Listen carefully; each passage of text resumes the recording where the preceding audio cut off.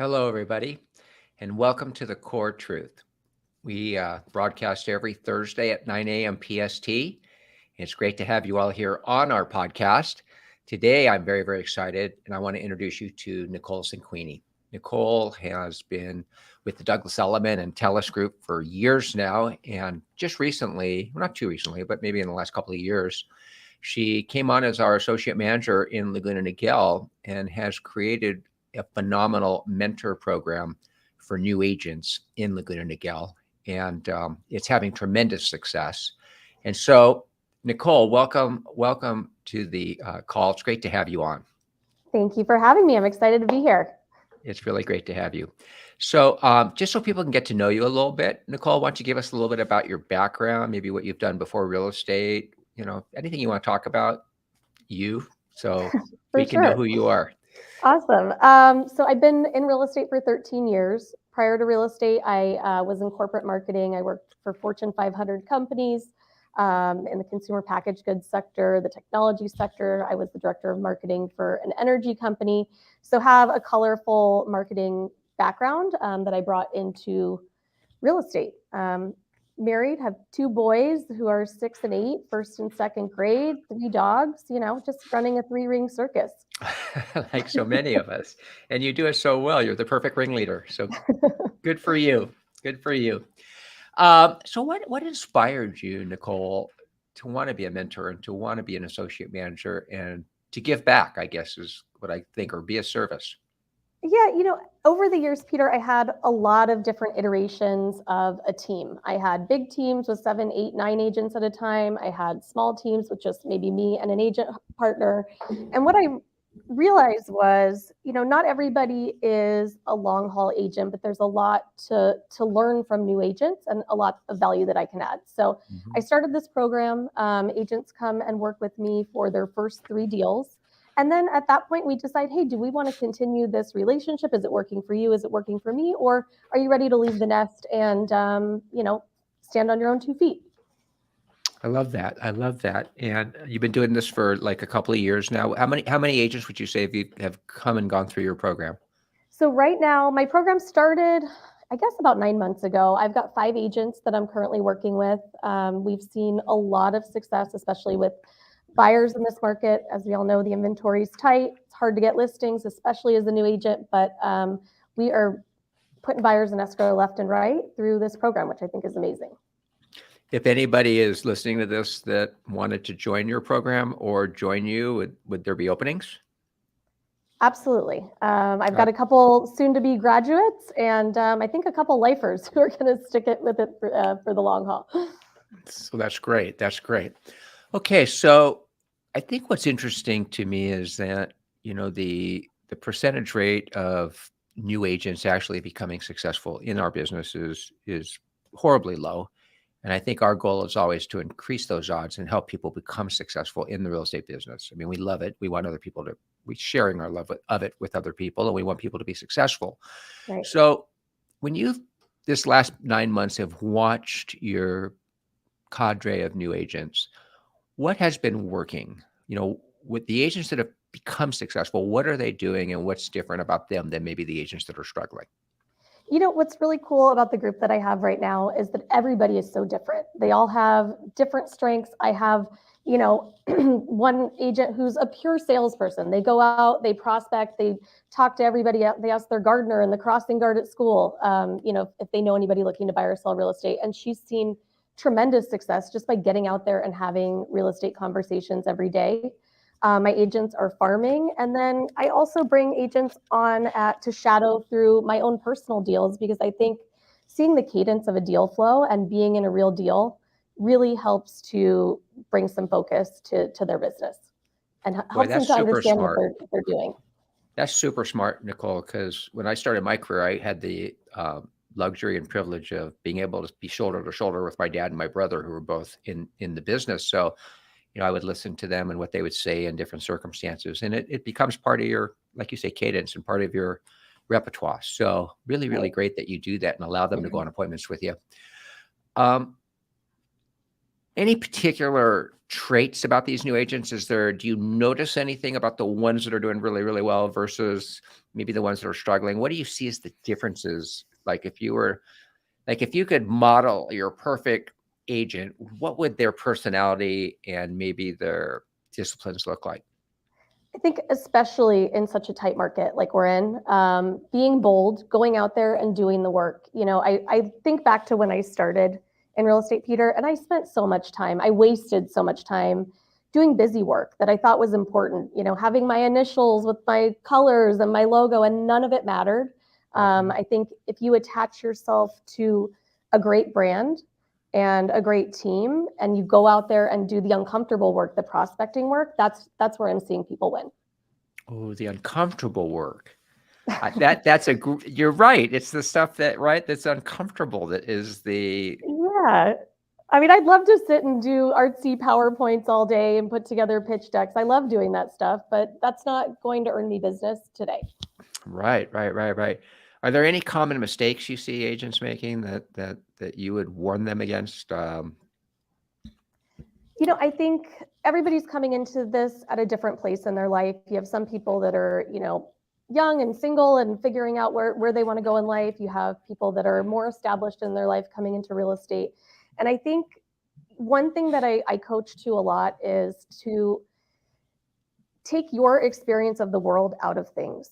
Everybody that you encounter in the real estate world is having their own experience. So, just because you bought a house and did it this way, or your mom did it this way, or your sister did it that way, you really have to become an objective, trusted resource and advisor and take yourself out of it. You can't be attached to the outcome. You really have to build that rapport and trust with your clients today. I think a lot of agents struggle with it because it's almost like if I do this, I should get that. And so much of sales is a hope and a prayer, to be honest. Right. And we have to do things with no guarantee of success. How do you motivate the agents to take that leap of faith and to get out there and do it, and to do it for a sustained period of time, because things just don't happen immediately? I think a big part of that is having a blueprint or a plan for whatever you're working on, right? So, I've had agents who go, I'm so bummed. So and so got a listing in the neighborhood that I've been farming, and I go, well, tell me about your farm. Like, what have you been doing to farm? And they've dropped a couple of flyers off a couple of times, so there's no strategy and plan behind it. And I have to tell them, hey, come to me and be upset when you've done all of these things and you've executed at a high level for a sustained period of time, and then we can talk about what's working and what's not working. That's interesting. So what does a strategy look like? For example, like if you were to compare a non-strategy to a strategy, what would be the difference? And maybe you could pinpoint some key activities. I mean, I'll use farming as an example. I think a lot of agents have the perception of having a farm, but they really don't have a strategy. They go, they knock on some doors in no particular schedule. They print out a flyer, they do a just listed, and they consider that their farm. I think, in this day and age, you really have to go deeper. You have to go 360 with it, which we talk about a lot on our element calls. You need to get the data for everybody in that farm. You need to be reaching out to them by phone, by email. They should be seeing you on social media ads. You should be door knocking. You should be sending the mail pieces. But unless you're doing all of those things, it's just another flyer on the door. So what does the cadence look like? What does the cadence look like in that for farming? Is it like one and done? Is it wash, rinse, and repeat? Is it bringing new things into the farm? And what would those new things look like? Like really take us through a farming strategy that you would give to one of your new agents. All right, I've actually got it pulled up because I knew we were going to talk about this. Beautiful. I think it's 2 to 3. I'm looking at it here, so it's 2 to 3 activities a week, and I always tell agents, figure out what you want to do and what you're going to be excited to go do. I personally am not a door knocker. I don't like it when people knock on my door. I don't want to knock on anybody else's door. It's just not for me. So that's not part of my plan, right? But figure out the 2 to 3 activities that you can commit to on a weekly basis. And kind of give them a menu of options from door knocking, circle dialing, dropping, mailing, social media, community updates, email. And you want to make sure that you're hitting everybody, twice a week in some shape or form. Wow, you just rattled those things off really quickly. What was number one? Number one is door knocking. Okay, so what do you recommend for door knocking? Like You know, I know you it don't door knock, but for people that do, what would you right. tell them to do? Pick a small farm to start. 100 to 200 homes max. Set a schedule. Decide how many doors you're going to hit per day. Are you going to be dropping? That's going to be more doors. If you're knocking, maybe it's 20 or 30 doors. And establish a schedule to hit everybody once in a month with a door knock. So you think if agents door knocked only 20 to 30 doors a day, whether anyone opened them or not, that would be a road to success? I think so, because it's the consistency. You come back to those same 20 or 30, in 3 or 4 weeks. I 100% agree. I think the problem is agents maybe set too high a goal. So I'm going to go door knock for 3 hours today or something. Right. And And that's like going burn to be a out. one and done, isn't it? No one's going to do it again after they do something like that. But to go knock 20 or 30 doors is, you're Right. going to be It's done in Tuesday. under an hour. Yeah. I knock 20 doors on Tuesdays, and maybe you hit them on, I think weekends are a great time to reach people. Saturday mornings, put the kids in the stroller, put the dog on the leash, and Go have some go fun. meet some neighbors. Yeah, that's exactly the right approach. What's number 2 on your list? Number 2 is circle dialing. What does that mean, So, circle dialing? so there are data systems where you can purchase data and call into a particular neighborhood. So you can drop a pin or you can upload a list into these systems. Um, and if there's a new listing in the neighborhood, call and let them know about the new listing. If something recently sold, hey, I noticed your neighbor's home sold down the street. That's going to affect your value. So find a reason to reach out to them, whether it's a market update or something that's happening in the neighborhood or a community event, and reach out to them that way. It doesn't even have to be your own listing. Like if even another person sold a listing in your farm, you could pin that listing and circle dial Mhm. around that and tell everybody, hey, this just sold. Guess what it's sold for? Guess who moved in? You have some really cool new neighbors, whatever, right? And Right, create a exactly. conversation. I Yep. like that. I love that. Number 3 on your list. What's number 3? Number 3, so just dropping whether it's market updates or just listed in escrow, just sold, housing E- reports, whatever it is. Emails. Is that an email drip you're talking That's about there? a door drop. So if you A don't door have the drop. budget to, I know a lot of new agents, mail is expensive. So if you don't have the Right. budget to do direct mail, this is a great alternative. Okay. All Which right. is different than door knocking, I think. So if you're going to drop. If you're going to knock. Knock. So in other words, drop. Now you don't put it in the mailbox because that's a federal offense. So you can drop it on the doormat or slide it into the door jamb or Right. something like that. Correct? Okay. Yep. What's number 4? Number 4, social media, I think is huge right now. So how do you social media farm? What is the trick to that? I'm still kind of toying with it right now, but there are some really cool pages that I've seen. Actually, an agent in Florida at Douglas Elliman turned me onto this idea, creating a community page for a neighborhood. He's using ChatGPT and AI to Wow. create community content, and he's getting engagement from his community. So I've got a beta test going right now. I'm not ready to share it yet, but I think it's a good way to reach out. That's interesting. There's an agent in my office in Malibu that's doing Malibu locals and Yeah, created a Facebook page for Malibu locals, and it's got quite a nice little group there. And you can what's going on in Malibu, what's happening in Malibu, what's just listed in Malibu. All those things become interesting. exactly. It's like becoming your own local neighborhood kind of e-blast thing. That's And really then cool. on Instagram, Facebook, I think at this point isn't the fun, sexy medium, but Instagram, having reels about the community, spotlighting local businesses, just letting people know that you're there. I love that. Okay, what's next after social media? Email. So I do purchase data in my farms and then do an e-blast that's relevant to them and targeted to them. And how often? Once a week. Once a week. I think that's the perfect amount. Yeah. Do you do newsletters? Do you recommend newsletters? You know what? I use our Studio Pro newsletters at Element. So, it's a plug and play format. I send out the Orange County Housing Report relatively frequently. I send community related information. I try to switch it up. That reminds me, you actually have this magazine you send out to your farm and your clients. What is that special magazine thing you do? That's one of the things I pulled in this market, Peter, because I wasn't getting the results from it. It was a little bit more of a passive approach, but I had Uh-huh. a 32-page magazine that went out with market updates and, recipes and word searches. People loved it, but I wasn't getting phone calls back from it. So as much as I loved sending it, the business wasn't coming, and I've pivoted to a different mailing campaign that's working really well. How long do you give something like that before you'll pull it or continue to use it? It was a solid 12 months where I thought, this is a great passive strategy. It's a great brand awareness strategy, but I've been doing it for 3.5 years. And I'm not getting listings from it. I'm not getting calls from it. So it's time to try something new. Okay, great. Okay, what's next? Is there anything else? That's the end of that checklist.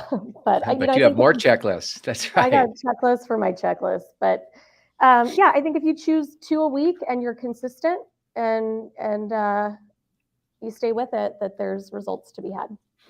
All right. So you have a new agent knocks on your door. You say, okay, you can be part of my mentor program. I think you've got some game. Come on in. Where do Yep. you tell them to find their first clients? How do you recommend they find their first clients? I think first and foremost, you can't be a secret agent. You have to let everybody know that you're doing real estate. So, getting an announcement out to your friends, your family. I think our first couple deals as new agents always come from the people that already know us. Open houses are hard to get these days. Back when I started, that was a great way to procure business, but they're few and far between. So I think just really digging in and living in your personal database is the way to go. Okay, fantastic. All right, so we're gonna talk a little bit about staying consistent, but I think it's even a broader conversation than that because I think it applies not only to new agents but to experienced agents as well. And the recent market shift has, in my opinion, highlighted four. I don't know. I would call them four. Has revealed four.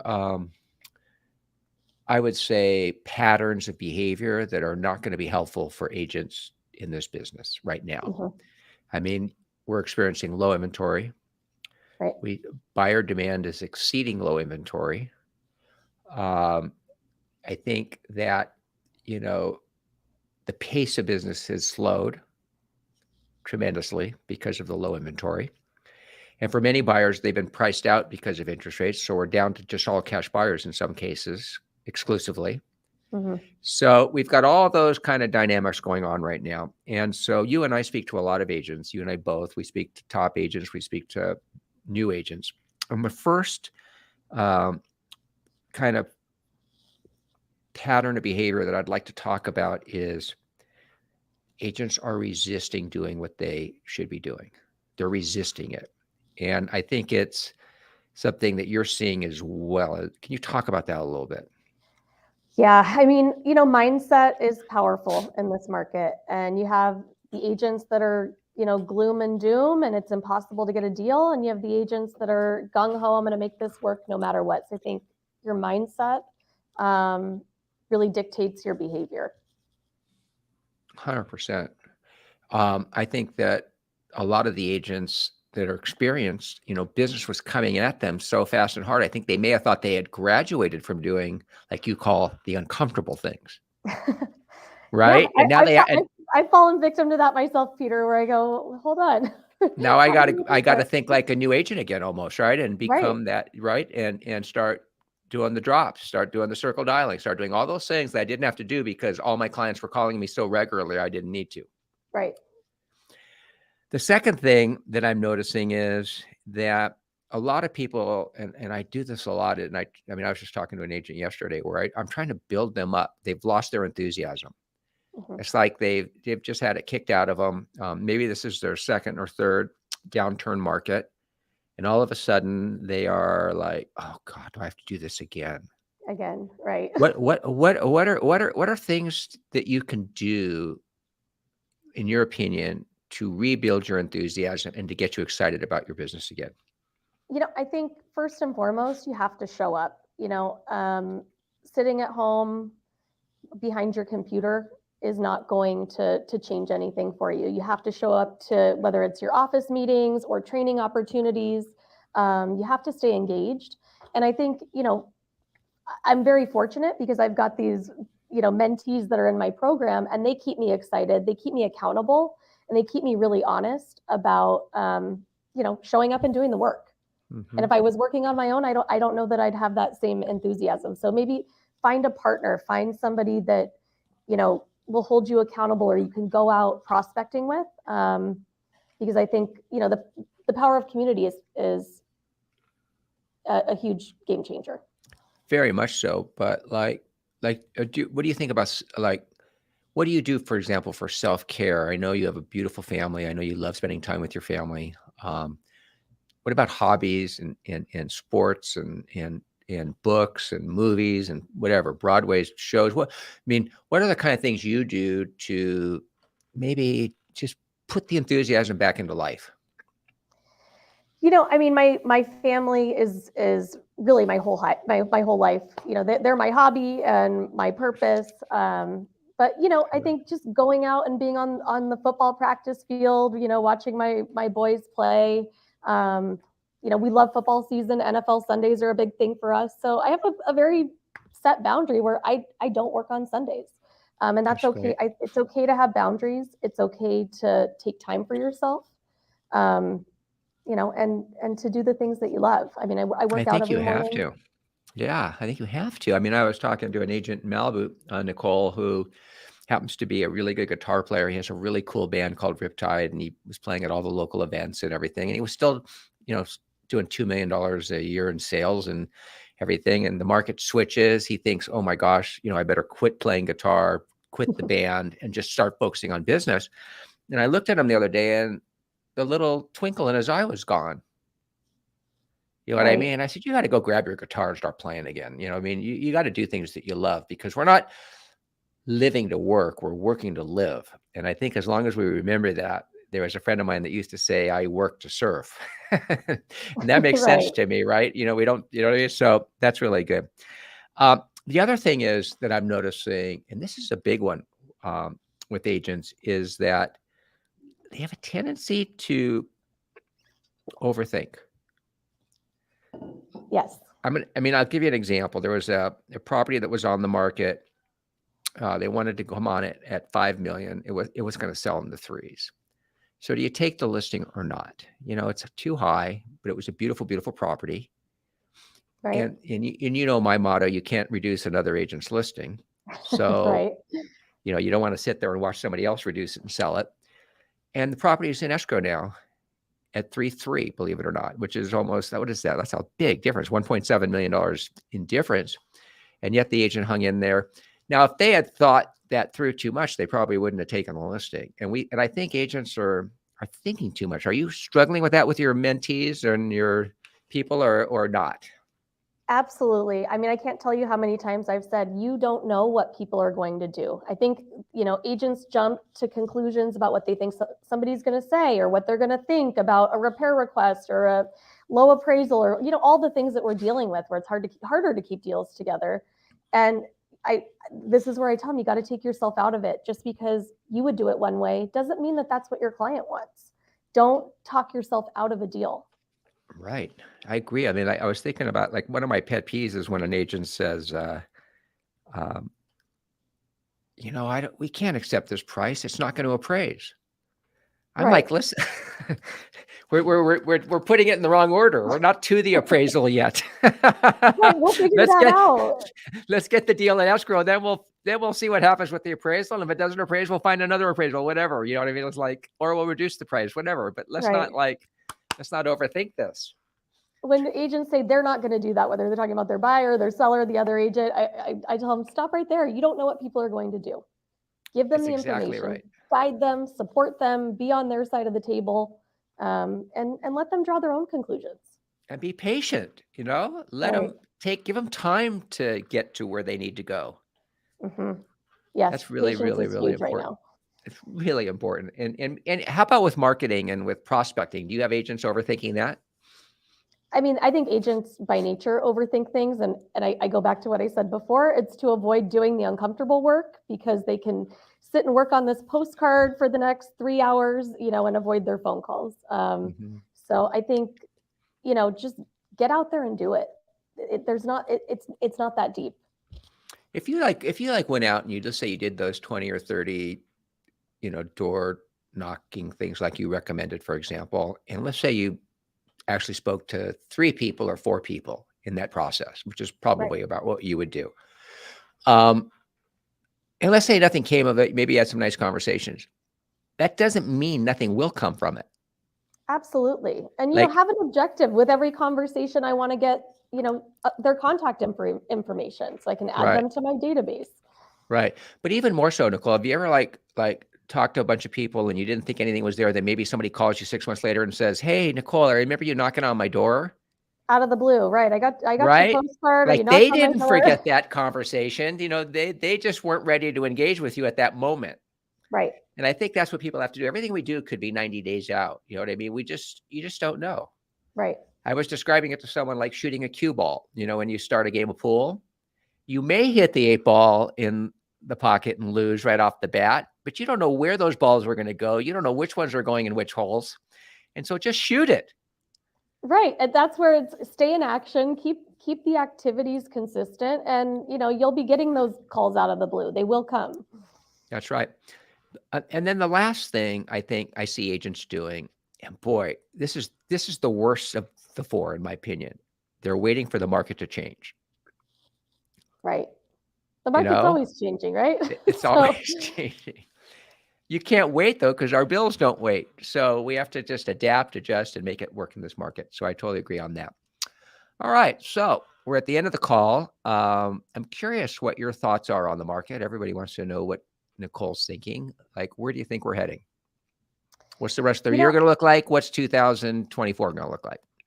I think, if you're listening to this, weather the storm. It's tough out there right now. Stay consistent. But I do think that we will see downward trending interest rates in the next 6 to 12 months. And I think we will be in for another little boom.